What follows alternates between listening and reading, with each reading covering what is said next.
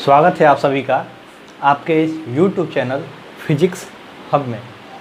तो जैसा कि पिछले लेक्चर में हमने ये देखा, हमने गोल्डन ट्रिक आपको इंट्रोड्यूस किया था, FCI ट्रिक, जिससे हम कॉनकेव मिरर में ऑब्जेक्ट और इमेज का पोजीशन पता लगा रहे थे। तो अब हम देखेंगे स्फेरिकल मिरर में साइन कन्वेंशन कैसे यूज किए जाते हैं, कौन कौन से साइन कन्वेंशन यूज किए जाते हैं। तो इसे डिस्कस करने से पहले हम आपको बता दें कि साइन कन्वेंशन का यूज होता क्यों है। साइन कन्वेंशन को यूज करने के पीछे हमारा बेसिक मोटो होता है कि ऑब्जेक्ट और इमेज का एग्जैक्ट पोजीशन, क्योंकि जब हम डेली लाइफ और न्यूमेरिकल प्रॉब्लम्स को सोल्व करेंगे तो हमें बस ऑब्जेक्ट की डिस्टेंस या इमेज की डिस्टेंस दी होगी मिरर से, ये नहीं बताया होगा कि उसके लेफ़्ट है राइट है। तो इन डेली लाइफ प्रॉब्लम्स को मैथमेटिकल फॉर्म में कन्वर्ट करने के लिए हम साइन कन्वेंशन का यूज करते हैं। तो इस साइन कन्वेंशन में कुछ छोटे छोटे पॉइंट्स हैं, उनको हम अब डिस्कस करते हैं। तो हम अब एक मिरर बनाते हैं, या एक कॉनकेव मिरर या कॉन्वेक्स मिरर भी हो सकता है। हमने एक मिरर बनाया, इसका ये पोल हुआ, अभी तो ये ग्लास है, इसको हम मिरर बना देते हैं। अभी ये मिरर बन गया हमारा, इसका एक पोल है P। तो इस पोल को ओरिजिन, जैसा कि हमने ग्राफ में देखा होगा क्लास 9th में, या जब भी हम ग्राफ डिस्कस करते हैं तो एक पॉइंट होती है ओरिजिन, उसी से x, y, अप डाउन जितनी भी डिस्टेंसेस होती हैं वो मेज़र की जाती है कि x में कितना डिस्टेंस है, -x में कितना डिस्टेंस है, अपवर्ड y डायरेक्शन में कितना है, -y में कितना है। तो उसके लिए हम एक फ्रेम ऑफ रेफरेंस का यूज करते हैं, हम एक पॉइंट ऑफ रेफरेंस का यूज करते हैं, उसे बोलते हैं ओरिजिन। तो इसमें ओरिजिन हम मानेंगे पोल को, मिरर का जो पोल होगा वो हमारा ओरिजिन होगा। तो हम एक ग्राफ का एक्सिस ड्रॉ करते हैं, ये एक इमेजिनरी एक्सिस हमने ड्रॉ किया, ये y एक्सिस था, ये x एक्सिस है। तो x और y दो एक्सिस हमने ड्रॉ किया। तो पहले हम इसके जो पॉइंट्स हैं उनको समझते हैं, इसके बाद हम आपको बताएंगे कि इसका स्टेटमेंट क्या है, इसके स्टेटमेंट वाले फॉर्म में कैसे हम समझेंगे इसको। तो इसमें कुछ ये पॉइंट्स है कि जितनी भी डिस्टेंस होती हैं मिरर के सामने, मिरर के पीछे, अप डाउन जितनी भी डिस्टेंस होती हैं वो पोल से मेजर की जाती हैं। मतलब कि इस पॉइंट से सारे डिस्टेंस को मेजर किया जाता है। दूसरा पॉइंट हमारा ये होता है कि इंसिडेंट रे के डायरेक्शन में जितनी भी डिस्टेंस मेजर की जाती हैं वो पॉजिटिव होती हैं। तो आप देखते हैं कोई भी अगर मिरर होगा, या वो कॉनकेव मिरर हो या इस तरह का कोई कॉन्वेक्स मिरर हो, तो उसमें इंसिडेंट रे किधर से आएंगी।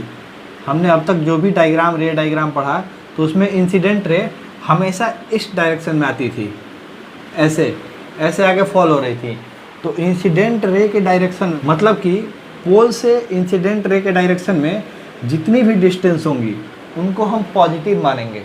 तो ये था हमारा दूसरा पॉइंट कि इस तरफ के जितने भी डिस्टेंस होंगे वो पॉजिटिव होंगे, मिरर के पीछे का जितना भी डिस्टेंस होगा वो पॉजिटिव होगा।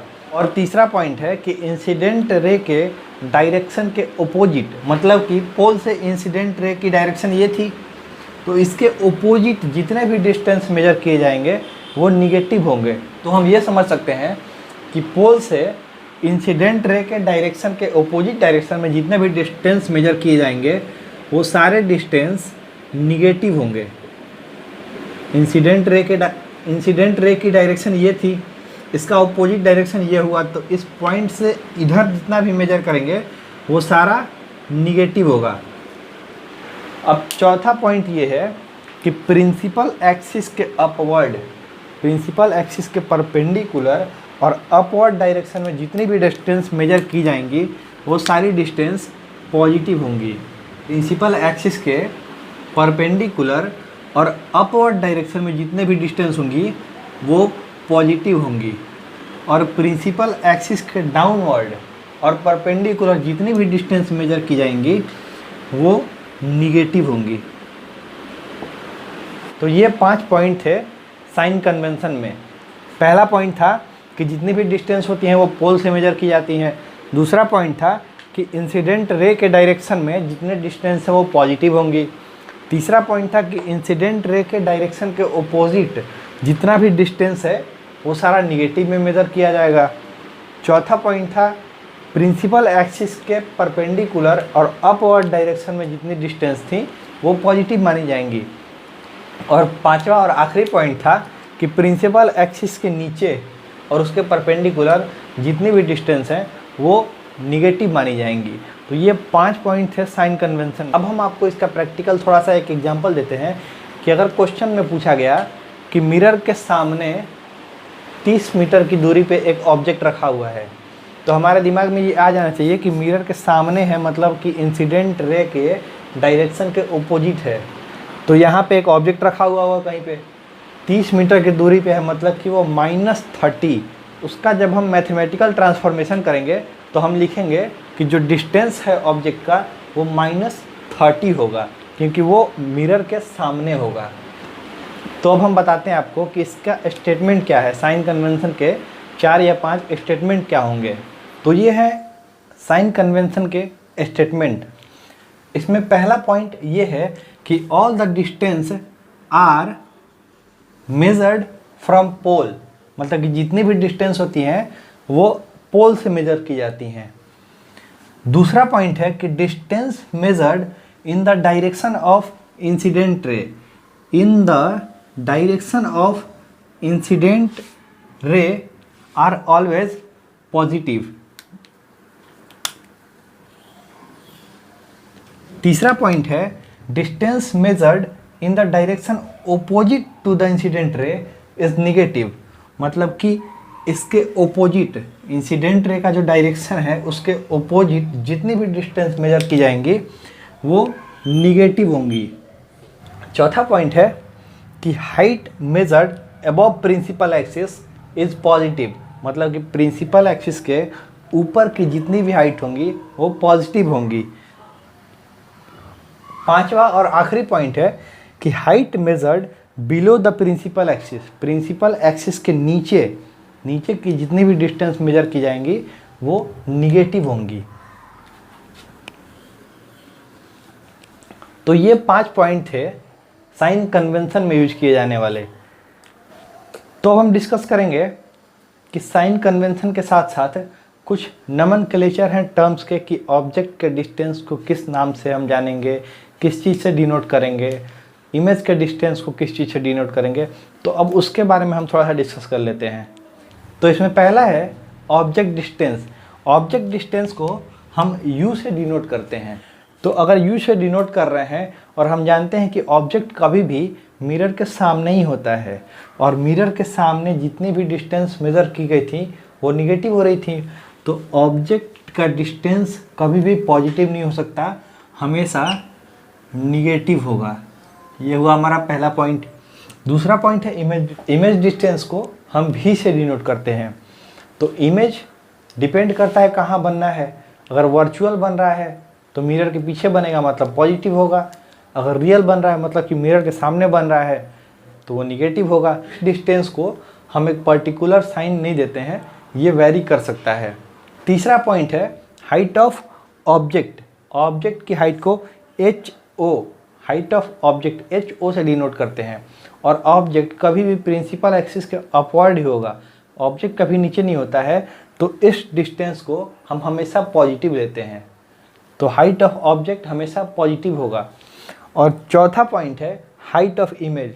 इमेज डिपेंड करता है कि कहाँ बन रहा है। अगर मिरर के पीछे बन रहा है, जैसे कि कॉनकेव मिरर में बना था, जब ऑब्जेक्ट पोल और फोकस के बीच था, तो उस केस में इमेज पीछे बना था और प्रिंसिपल एक्सिस के ऊपर बना था, तो उस केस में हम हाइट ऑफ इमेज को पॉजिटिव लेंगे। लेकिन अगर मिरर के सामने बन रहा है, नीचे इन्वर्टेड बन रहा है, तो उस समय इमेज की हाइट निगेटिव हो जाएगी। तो ये था साइन कन्वेंशन। अब हम पढ़ेंगे F और R में क्या रिलेशन होता है, मतलब कि फोकल लेंथ और रेडियस ऑफ कर्वेचर में क्या रिलेशन होता है। वो रिलेशन हम आपको बता देते हैं। F = R/2, मतलब कि focal length radius of curvature का आधा होता है। तो अब हम आपको दिखाते हैं उसका मैथमेटिकल प्रूफ कि कैसे उसे हम प्रूफ करेंगे।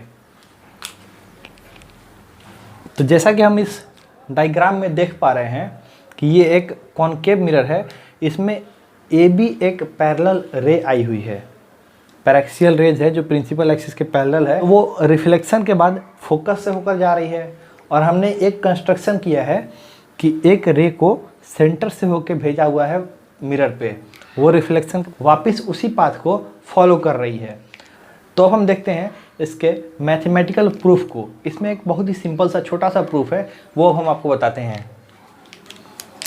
हम ये जानते हैं कि जब भी किसी पॉइंट पर किसी भी मिरर में, चाहे वो स्फेरिकल हो या प्लेन मिरर हो, अगर रिफ्लेक्शन होता है तो वहाँ पे एक लॉ फॉलो ज़रूर होगा, वो होगा I = R, मतलब कि एंगल ऑफ इंसिडेंस और एंगल ऑफ रिफ्लेक्शन बराबर होगा।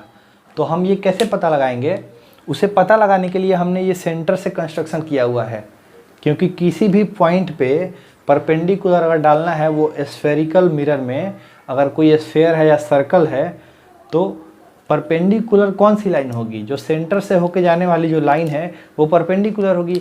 हमने आपको बताया था 2-3 लेक्चर पहले कि 9th का वो थ्योरम है कि अगर कोई सर्कल है, इस सर्कल के सेंटर से होके जाने वाली सर्कमफेरेंस पे जो भी लाइन होगी, रेडियस होगी, वो सर्कमफेरेंस पर परपेंडिकुलर होती है। सर्कल के सर्कमफेरेंस पर रेडियस जो होता है वो परपेंडिकुलर होता है, 90 डिग्री का एंगल बनाता है। तो इस कंसेप्ट को फॉलो करके हम ये बता सकते हैं, ये जो एंगल बना है ए बी के आने और उसके रिफ्लेक्शन के बीच, मतलब कि ए बी और एफ, ये जो एंगल बना हुआ है उस एंगल को बाइसेक्ट करेगी सेंटर से जाने वाली लाइन, और उस पॉइंट पर लॉ ऑफ रिफ्लेक्शन का सेकंड लॉ फॉलो होगा। इससे हमें ये मिलेगा angle A B C equal to angle F B C. ये एंगल मिलेगा हमें। क्यों मिलेगा? Since I equal to angle R है, तो वहाँ से हमें ये रिलेशन मिला। तो हमें एक और रिलेशन मिलेगा इसमें, A B C, angle A B C और एंगल बी सी एफ, ये दोनों इक्वल होगा अल्टरनेट एंगल से।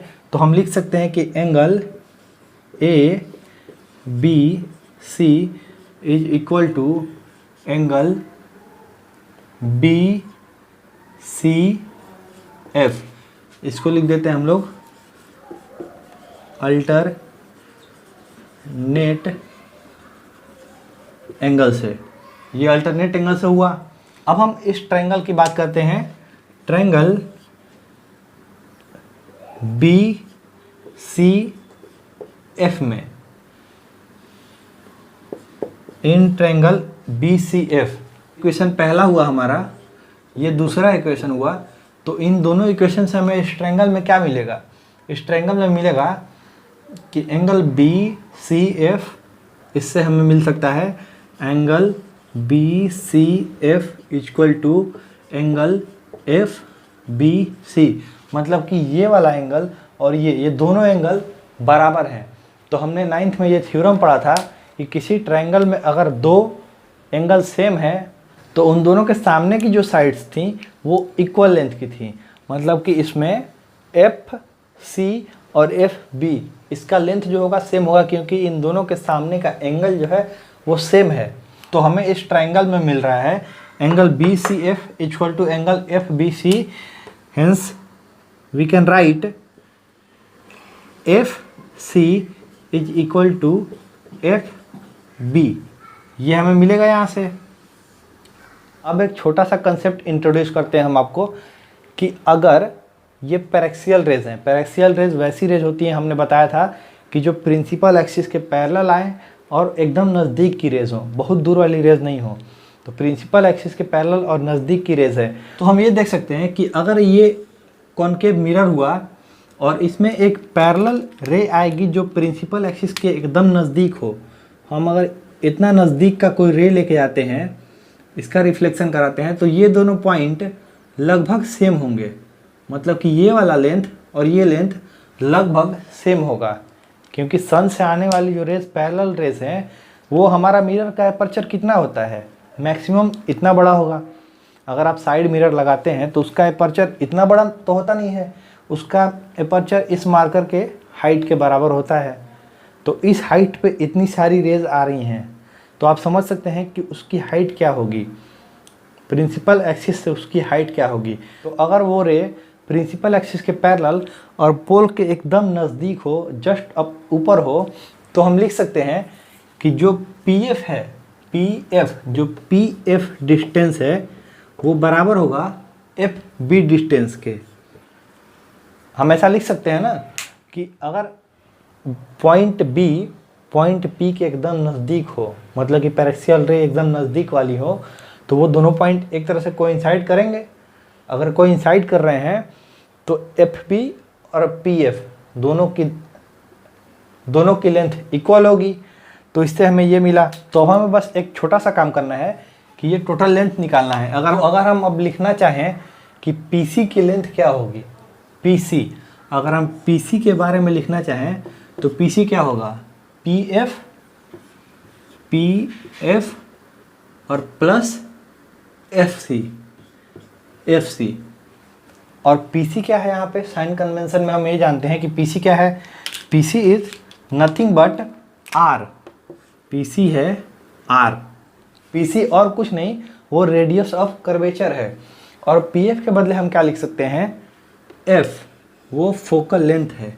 जो P और F है वो फोकल लेंथ है।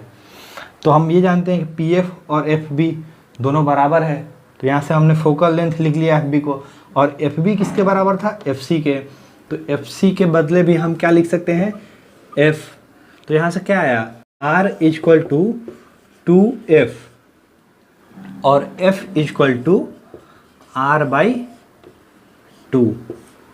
तो ये था mathematical proof F equal to R/2 का। मतलब कि फोकल लेंथ जो होता है वो रेडियस ऑफ कर्वेचर के आधा होता है। एक बार फिर से हम इस डायग्राम को, इस मैथमेटिकल प्रूफ को आपको ओरली समझाते हैं। ये एक कॉनकेव मिरर है। कॉनकेव मिरर में पैरेक्सियल रेज आई, पैरेक्सियल रे रिफ्लेक्शन के बाद फोकस से गई। हमने उसको बाइसेक्ट करने के लिए सेंटर से एक रे भेजी, क्योंकि सेंटर से जो रे जाती है वो परपेंडिकुलर होती है, और पॉइंट ऑफ इंसिडेंस पे जो परपेंडिकुलर होता है वो एंगल ऑफ इंसिडेंस और एंगल ऑफ रिफ्लेक्शन दो भाग में बांटता है उनको। तो उससे हमें ये मिला। अब ABC और BCF ये दोनों एंगल बराबर था अल्टरनेट एंगल से। तो हमें क्या मिला, BCF ट्रायंगल में angle BCF equal to angle FBC, वो दोनों एंगल हमें बराबर मिले। अब चूंकि एक ट्रायंगल में ये जो दो एंगल हैं वो बराबर है, ये वाला एंगल और ये वाला एंगल अगर बराबर है तो ये जो दोनों साइड की लेंथ होगी वो बराबर होगी। थ्योरम है कि किसी ट्रायंगल के अगर दो करस्पॉन्डिंग एंगल इक्वल हो तो उन दोनों के सामने की जो साइड होती है उसकी लेंथ इक्वल होती है। तो इससे हम ये लिख सकते हैं कि FB और FC ये दोनों इक्वल होगा। अब छोटा सा कंसेप्ट यही है कि अगर वो पैरेक्सियल रेस एकदम नज़दीक हो, मतलब कि वो पॉइंट P के एकदम नज़दीक हो, तो वहाँ पे पॉइंट B और पॉइंट P लगभग अप्रॉक्सीमेटली कोइंसाइड करेंगे। कोइंसिडेंस से हमें क्या मिलेगा, FB इक्वल टू PF, मतलब कि FB की जो लेंथ है वो PF के बराबर होगी। और PF क्या है, PF कुछ नहीं बल्कि फोकल लेंथ है, उसको F से डिनोट करते हैं। तो हम यहाँ पे लिख सकते हैं कि PC को दो भाग में हमने जोड़ा, कैसे, एक PF और एक FC, उन दोनों को जोड़ने से हमें PC मिला। PC क्या है, वो रेडियस ऑफ कर्वेचर है। रेडियस ऑफ कर्वेचर एक F और एक F के मिलने से बन रहा है। तो radius of curvature is equal to 2F और F इक्वल टू R/2। तो ये था F इक्वल टू R/2 का मैथमेटिकल प्रूफ।